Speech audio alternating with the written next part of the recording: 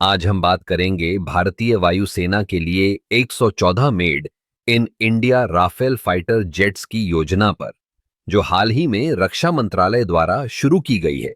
यह एक महत्वपूर्ण कदम है जो न केवल हमारी वायुसेना को मजबूत करेगा, बल्कि आत्मनिर्भरता की दिशा में भी एक बड़ा कदम है।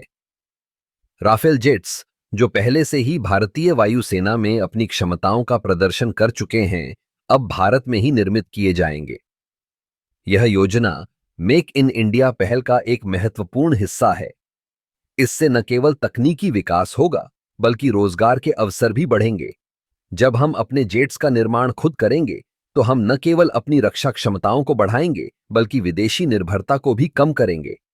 164 राफेल जेट्स की खरीद का यह प्रस्ताव भारतीय वायुसेना की ताकत को और बढ़ाने के लिए है। इन जेट्स में अत्याधुनिक तकनीक जैसे कि रडार, मिसाइल सिस्टम और अन्य उपकरण शामिल होंगे, जो उन्हें दुश्मनों के खिलाफ एक मजबूत हथियार बनाएंगे। यह जेट्स न केवल लड़ाई में हमारी क्षमताओं को बढ़ाएंगे, बल्कि हमारी वायु सुरक्षा को भी सुनिश्चित करेंगे। इस योजना के तहत भारतीय कंपनियों को भी शामिल किया जाएगा। इससे हम तकनीकी साझेदारी को बढ़ावा देंगे और भारतीय उद्योग को एक नई दिशा देंगे।